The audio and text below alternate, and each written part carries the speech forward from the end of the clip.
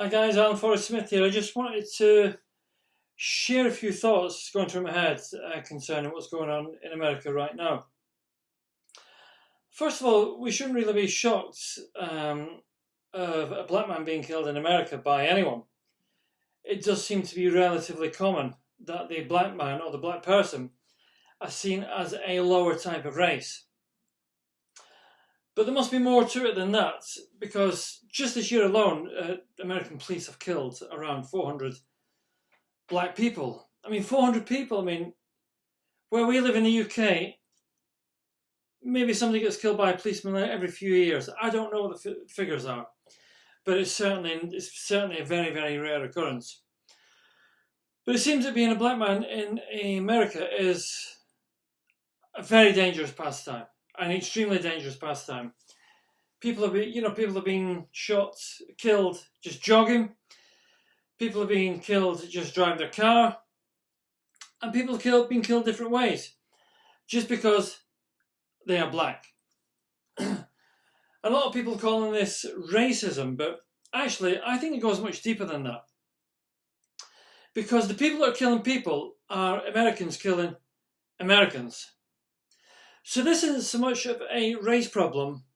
This is a colour problem, black versus white, despite the fact they're all Americans. And this is a problem that goes far further back than what you're seeing right now. I think it goes back to a fear of loss or a fear of losing things. Everybody knows, historically, most countries anyway, but America is an immigrant nation. It was built on immigration. When the original Puritans went over there and they created this new America and so on and so on, the whole thing was created on people coming from other places. However, they took that country unfairly by decimating and killing the local population. So it was a nation that was always built on fear of losing what they had gained. And then, of course, we can jump further ahead to the days of the slavery, where the American people, the American immigrants became Americans, created this invading race of people. They went and kidnapped and stole and took people forcibly from their homes, brought them back to America, and sold them as a commercial piece of property. These, of course, were mostly the Africans or the black men who were sold as slaves. But without going into too much to the history, because I don't know enough about the history to talk about that right now, what I just wanted to say is what we've seen is so deeply endemic and embedded, it will take more than a few protests to get that stuff completely wiped out.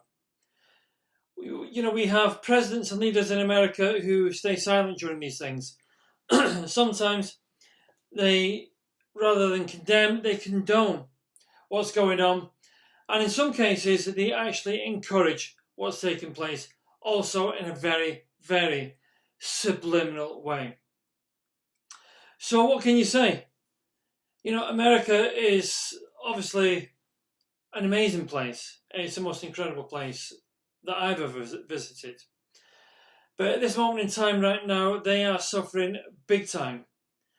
And for a country that says in God we trust and we have God's blessing and so on, does none of these people ever sit and think to themselves, hang on, if we're all from God, we are actually all brothers and sisters.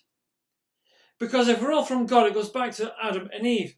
One man, one woman. And they created other people and they eventually spread it and filled the whole of the earth, according to this Christian society in America. So actually, although they will say in God they trust, their actions are proving very, very different from what they are saying as a nation. And that might be a little bit controversial to some people, but in actual fact, it's just a fact. So what could we do? I don't know what we can do, because it's such a deeply poisonous, gangrenous inclination that a black man is a different type of human being to a white man it will always be deeply dangerous. So all we can say is, we feel so sad for those people. We feel sad for the white people for being so blinded to stupidity. We feel sorry for the black people who are being killed, who are being harassed and being pushed to one side just because they are black. And this is their own race of people doing this. It's Americans killing, harassing Americans. That's all I want to say. I don't know what else we can say. We could probably harass the American president forever, but there's a man who seems to have kind of abdicated his power as a leader and seems to be continually hiding in a hole, terrified of losing his votes at the ballot box. But you know what? There is a saying where people will say, people voted that guy in, so people deserve what they get, but maybe he was just a brilliant marketeer who convinced people he was more than he ever was. But guys, this white versus black is an absolute disgrace.